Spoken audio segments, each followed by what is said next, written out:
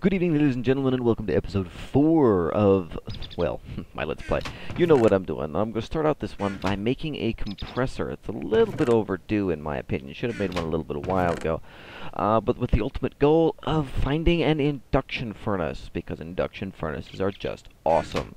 To start out, we're going to need the basic components for pretty much everything industrial craft, and that includes an electronic circuit. And the old recipes do still work. Nostalgia. Alright, so some refined iron, a bit of redstone, and one electronic circuit.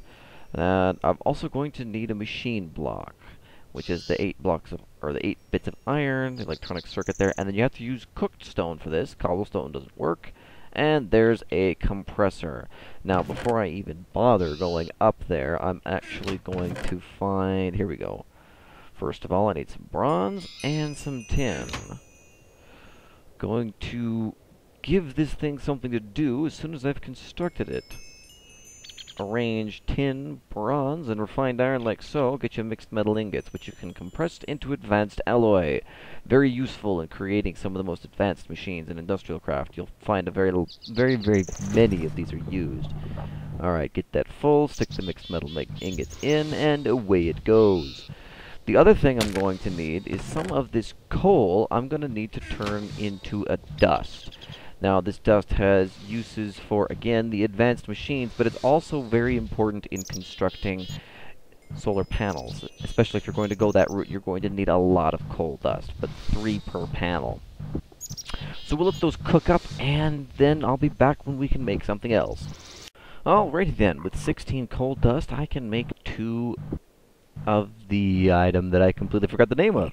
Anyway, make 4 of them in the table, gets you raw crafting fibers, 2 more of that gets you raw carbon mesh, and then stick those back in the compressor to make the item that I require that I cannot seem to remember for some reason. Carbon plates. I don't know. Alright, so now that I've got 2 carbon plates, I'm getting it in out of the rain, because I do not like the rain. Okay, so first thing is a machine block, 8 bits of refined iron. Then add your 2 carbon plates and 2 advanced alloys will get you 1 advanced machine block. Put that in the bottom middle, your electric furnace in the very middle, and then surround it on all sides with the copper that I didn't get. Okay, try that again. Copper shaped like so. Electric furnace and advanced machine block get you an induction furnace. Now don't forget you're also going to need a lever or some other form of a redstone signal input in order to get this to work properly.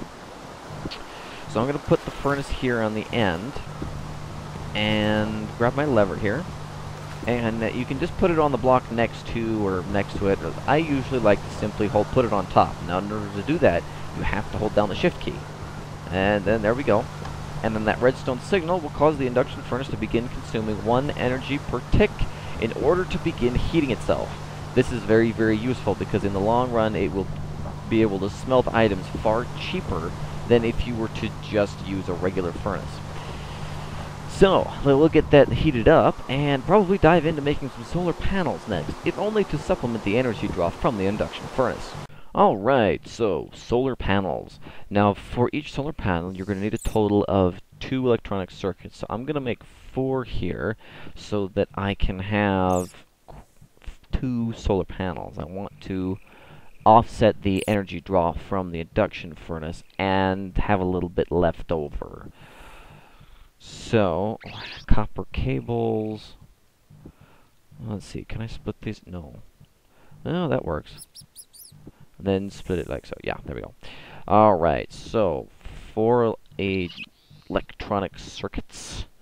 My tongue is not cooperating today.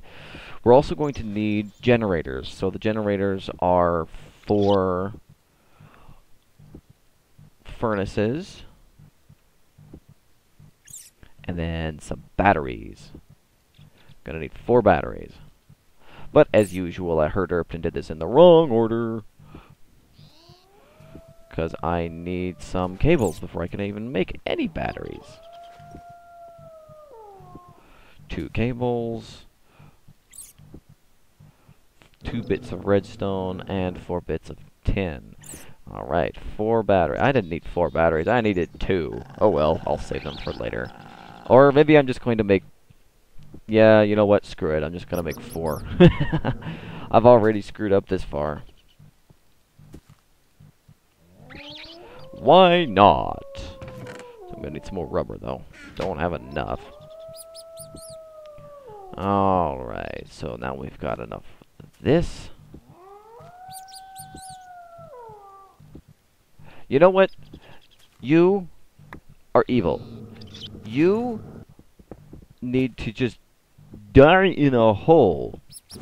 Not you.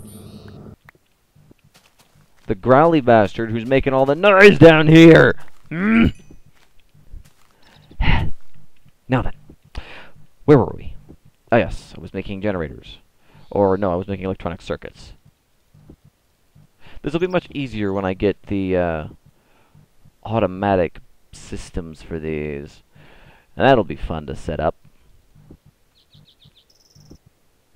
Okay, there we go. Now I've got enough of those. I should have enough coal dust and glass for this. Now I'm going to need a few machine blocks. 4 will do. Alright, you know the pattern for this. 4 machine blocks, 4 furnaces, and rechargeable batteries for generators. Now, in order to make the actual solar panels, put the electronic circuits to either side of the generator, and then your coal dust is in a downward shape V, with the glass in the upward shape V. So there we have 4 solar panels. Now, before you leave the crafting table and go to make your stuff, make sure you make yourself some tin cables. Tin cables are awesome. 18 should be more than enough for my purposes. They're great when it comes to making solar panels or solar flowers. They allow for a transmission of something like 60 blocks before they have an energy loss. However, their maximum energy transference is 1 EU per tick. Remember, the way that Industrial Craft works, that EU, 1 per tick, is all that one of these solar panels puts out, and I can have as many solar panels as I want, because every solar panel only outputs 1 energy every tick. It counts as only outputting 1 energy per tick. Okay, so, and it's gone. I'm going to take this and block this off here. And then I'm going to put the tin cabling like so. And this is more of a temporary setup than anything else, but it will serve my purposes for the time being. 1 there, 1 there, 1 there, and 1 there. Now, the solar panels will constantly put in 1 EU per tick into the bad box back here, but the geothermal generator is going to be reacting faster, so unfortunately he is still going to drain there, even though there's more than enough power to keep the induction furnace running. I don't think there's any way to shut him off, unfortunately. And I'll stick the tin cable here, because I know I'm going to need it for later, for what I'm going to be putting here. Okay, so for the primary access into my house, I'm going to use something that you don't see used very often in Industrial Craft, the magnetizer. Now this is pretty easy to make. You're going to need some iron fences, first of all, and a machine block. Don't forget a little bit of redstone. Put the magnetizers on the top and the bottom, and your redstone on the sides, and there's your magnetizer. Now 10 iron fences isn't quite enough, so I'm going to make a little bit more here. There we go. That should be plenty. Now then, let's go all the way downstairs to where the very lowest level of this magnetizer is going to sit, and get these iron fences in place. Now remember not to do more than 20 at a time, because that is the maximum distance that a magnetizer can work before it's, well, loses its oomph. Alright, so that should be right about perfect. I'll stick the magnetizer on top. Awesome. Now, I'm going to need to build some safety devices here, and I'm going to need to make a few things, so I'll be right back. Alright, this will work for now. As you can see, I've used a sign and a few wooden pressure plates in order to contain a block of water. This will act as a safety net when I come up and try to get off of the line, instead of wind up falling to my doom. these things can be a little bit fiddly if you don't know how to work them. And I've also got a bat box that I stuck up here, stuck a little bit of power in it. You'll notice it's not draining anything. The magnetizer will not drain any power unless there's actually something for it to move. So if I just go down here and I can just sneak right next to it, you have to actually be in the block before it'll do anything. All I gotta do is walk up next to the pole, and away I go. Now that is because I have bronze boots on, but that's quite a quick transportation system if you know what you're doing. It'll only go 20 blocks down, but it'll also go 20 blocks up. So you can create some, well, I suppose you could create some very interesting things with that. Have fun with it. It doesn't get used enough. Sad days. Alright, and now I can actually block this off.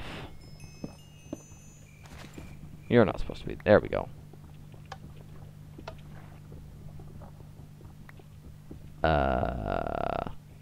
Oops. There we go. Alrighty then.